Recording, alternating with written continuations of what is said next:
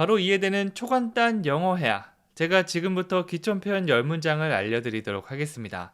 실생활에서 정말 많이 사용되는 표현이고요. 보통 말을 시작할 때 어떻게 해야 될지, 이 느낌은 어떻게 내야 되는지 이런 것들이 궁금하잖아요. 제가 모두 설명해 드리도록 하겠습니다. 저만 믿고 따라와 주세요. 첫 번째 문장부터 보면요.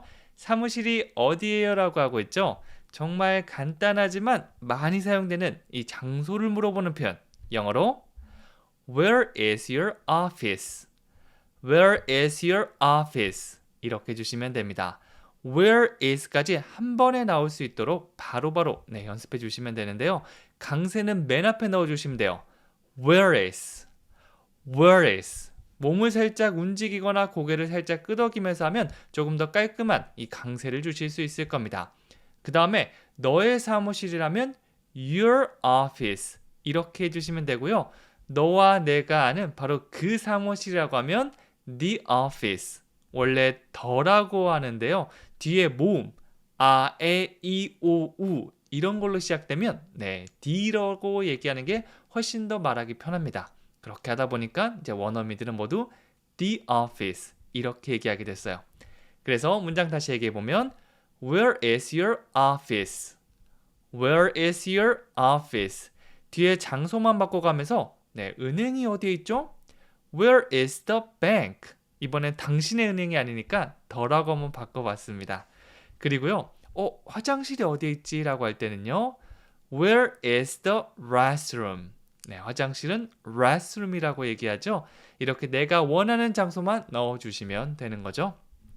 두 번째는요, 내 잘못이야 라고 하는데요. 실수를 할 때도 있고 큰 잘못을 할 때도 있죠. 근데 이거를 좀 편하게 말하는 슬랭으로 이런 게 있습니다. My bad. My bad. 내 잘못이야. 내가 나빴어.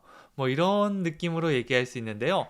Mistake. 이거는 우리가 편하게 하는 실수를 말하고요. 이게 굉장히 잘못으로 이어진다면 fault. Mistake, fault. 이 두 개를 모두 아우르는 게 바로 bad라고 볼 수 있습니다. 그래서 뭔가 간단한 실수하고 나서 my bad, my bad. 저는 며칠 전에 축구할 때 이 표현이 딱 떠오르더라고요. 제가 정말 열심히 뛰어가는 친구에게 패스를 하려고 했는데 막 진짜 엉뚱한 데로 가버리는 거예요. 그때 손을 들고 이렇게 했습니다. My bad. 내 실수야. 이거 내가 잘못한 거야. 이런 느낌으로 써주시면 됩니다. 아주 간단한 편이죠? My bad. 머릿속으로 내가 실수했던 거, 잘못했던 거 그 상황을 떠올리면서 얘기하면 훨씬 더 잘 말할 수 있을 겁니다. 다시 해볼게요. My bad. 한 번 더요. My bad. 소리내서 같이 따라하고 계신 거 맞죠? 계속 가볼게요. 이번에는요. 일자리를 찾고 있습니다. 라고 하고 있죠. 갑자기 내가 회사에서 나오게 됐다. 그럼 새로운 일자리를 찾아야겠죠? 이럴 때 쓸 수 있는 표현이요. I'm looking for a job. I'm looking for. 제가 자주 설명드린 패턴이긴 한데요. 다시 해볼게요. look에다 강세를 주면서 I'm looking for. I'm looking for. 그 다음에 내가 무엇을 찾는지 얘기하면 되는데 a job. 일자리를 하나 찾고 있습니다. 라고 얘기하고 있죠. 여기서는 추상적인 느낌으로 a job. 일자리를 말했는데요. 여기 앞에 핸드폰이 있는데 핸드폰이 없어지면 I'm looking for my cell phone. 내 핸드폰 찾고 있어. 이런 식으로 말해줄 수도 있을 겁니다. 뒤에 단어만 바꿔주시면 돼요. 자, 단어만 바꾸기 위해서는 일단 문장의 형태, 이 한 문장을 제대로 얘기할 수 있어야겠죠? 일자리를 찾고 있어요. I'm looking for a job. I'm looking for a job. 그렇죠? 네 번째는요. 두통 때문에 죽겠습니다. 라고 얘기하고 있습니다. 두통 때문에 정말 고생 많이 한다면 물론 I have a headache. 저는 두통이 있어요 라고 할 수 있지만 더 강렬한 표현으로 이거를 소개해 드리도록 할게요. This headache is killing me. Headache. 이렇게 얘기하면 두통이라는 의미가 됩니다. 이 두통이 저를 죽이고 있어요. This headache is killing me. 직역하면 이런 표현인데요. 너무 아파요. 정말 죽겠어요. 이렇게 말하는 거죠. 아마 외국인들도 한국어로 얘기할 때 아파요, 두통이 있어요 라는 표현을 배웠을 건데 저희가 보통 두통 때문에 죽겠다 이런 식으로 많이 얘기하죠. 같은 느낌이라고 봐주시면 됩니다. headache. 이 자리에 여러분이 다른 질병이 있다면 stomachache, 배탈 났어요. 이것도 있고요. 뭐 cold, 감기에 걸린 것도 얘기할 수 있겠죠. 이런 것들 넣어서 문장을 만들어 주시면 됩니다. 여기 있는 것부터 해볼까요? 이 두통이 저를 정말 못살게 굴고 죽겠습니다. This headache is killing me. This headache is killing me. 이렇게 해보세요. 그리고 다섯 번째는요. 제 우산 가져가세요 라고 하고 있죠. 네, 이렇게 어떤 방이나 실내에서 있다가 비 오네? 근데 우산을 안 가져온 겁니다. 제 친구가. 그럴 때 야, 가져가. 이렇게 말한다면 Take my umbrella.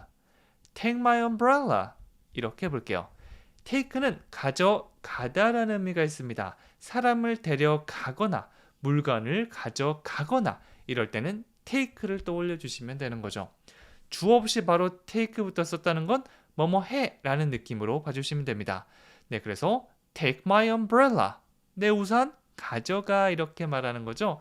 가져가는 게 어떨까요? 가져갔으면 했는데 뭐 이런 게 아니고요. 바로 직설적으로 내 우산 가져가. take my umbrella. take my umbrella. 이렇게 바로 써주시면 됩니다. 그리고 주어 없이 동사부터 얘기할 때는요. 항상 강세 부분을 신경 써주시면 좋습니다. 제 우산 가져가세요. take my umbrella. 한 번 더요. take my umbrella. 그렇죠? 여섯 번째는요. 이거 외웠어요 라고 하고 있습니다.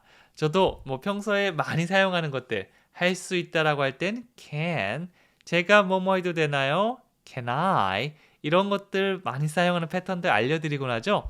그리고 나서 한 번씩 물어보곤 합니다. 이거 외우셨어요? 영어로 해볼까요? Did you memorize this?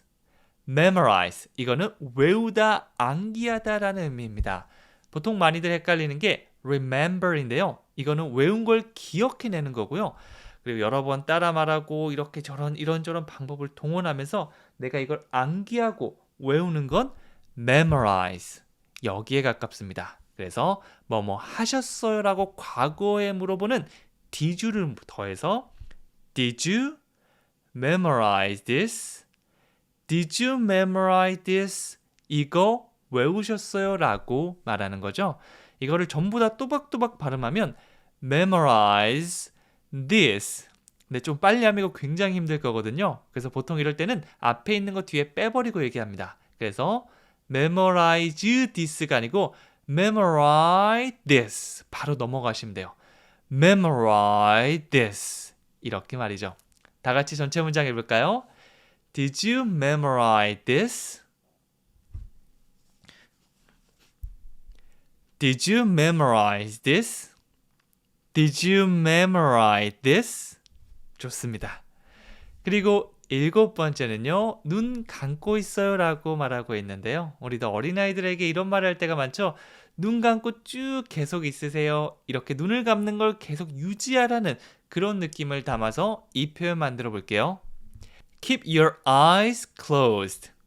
keep을 사용했습니다. 네, 주어 없이 바로 뭐뭐 하세요, 뭐뭐 해요 라고 해서 동사부터 얘기할 건데요. keep을 사용하면 어떤 거를 계속 유지하고 그 상태로 두다라는 그런 의미가 있습니다. 그래서 다이어리를 쓸 때도요.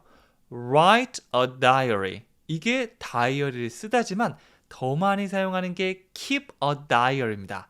다이어리를 쓰는 걸 계속해서 유지하는 거, 네, 꾸준히 쓰는 걸 말하는 거죠. 여기서는 keep your eyes, 너의 두 눈을 closed, 네, 닫은 상태로 유지해라, 감은 상태로 유지해라 이렇게 얘기하고 있는 거죠. 참고로 keep 다음에 어떤 대상이 나올 건데요. your eyes, 너의 눈, 이 두 눈을 얘기하기 때문에 eyes, 복수 형태로 사용했습니다. 그래서 이 대상이 실제로 자기 스스로 할 수 있으면 그냥 사용하면 되지만 여기서는 닫힌 상태로 얘가 유지가 되어야 되는 거죠. 내가 직접 눈이 막 자기 멋대로 하는 게 아니라 제가 이제 의지를 사용해서 눈을 감고 뜨고 라고 하는 거죠. 그래서 closed, ed 형태로 바꿨습니다.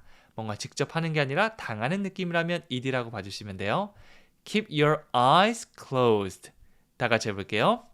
Keep your eyes closed. 그래서 눈 계속 감고 있으세요 라고 할 때 이 표현을 외워서 그대로 사용해 주셔도 좋습니다. 그리고 여덟 번째는요. 저 큰일 났어요 라고 얘기하고 있습니다. 어떤 큰일이 난 걸 얘기하면 이 표현이 가장 흔하게 사용돼요. I'm in trouble. I'm in trouble. trouble 하면 뭔가 공경, 큰일이라는 말을 가지고 있는데요.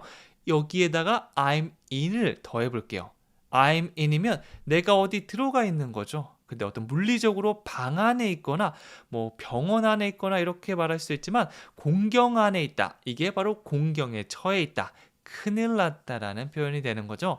너무 직역보다는 이런 상황 속에서 어느 상황 속에 있을 때도 in을 사용할 수 있구나. 그래서 큰일 났어요는 큰일 뭔가 공경이 trouble이니까 I'm in trouble. I'm in trouble. 이렇게 만들 수 있구나라고 머릿속에 한번 기억해 주시고요. 비슷한 느낌을 할 때 이걸 한번 떠올려 보는 거죠. 네, 사랑은 love잖아요. 그래서 사랑 속에 빠져 있다. 사랑에 빠져 있어도 I'm in love.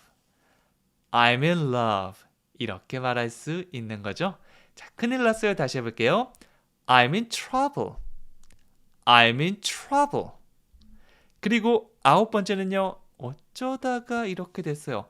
어떤 상황이 일어났는데 꽤나 별로 좋지 않아 보이는 겁니다. 그 이유가 궁금할 때는요. 이 표현을 사용해 볼 겁니다. How did this happen? 조금 빠르게 가는데요. How did you? 보통 우리가 많이 사용하는 건 상대방한테 물어보는 거죠. How? 어떻게 did you? 뭐뭐 하셨나요? 라고 물어보는 건데요. 이번엔 주어가 당신이 아니라 이 사건, 이거를 한번 주어로 두도록 하겠습니다. this도 주어가 될 수 있어요. 그래서 how did you가 아니라 how did this? How did this? did가 아니라 did 이렇게 짧게 끊어주시면 멜로디를 만드는데 훨씬 더 도움될 겁니다. How did this? 이게요. happen. 어떻게 발생한 거죠? 일어나다 발생하다는 happen. 이렇게 말할 수 있습니다. 그래서 이게 어떻게 발생했습니까? 어쩌다가 이렇게 됐습니까? 이렇게 말하면 How did this happen? 집에 왔더니만 난장판이 되어 있는 겁니다. 그러면 How did this happen? 이렇게 물어볼 수가 있겠죠? 이렇게 사람 주어뿐만 아니라 사물 주어도 쓸 수 있다는 걸 머릿속에 딱 넣어두시고요. 문장 한번 만들어주시면 다음번에 또 만났을 때 혹은 비슷한 상황이 왔을 때 더 편하게 꺼낼 수 있을 겁니다. 한 번에 완벽하게 되진 않겠지만 이렇게 계속해서 쌓고 쌓다 보면 나중에 이거지 않을까라는 생각이 머릿속에 딱 떠오르는 거죠.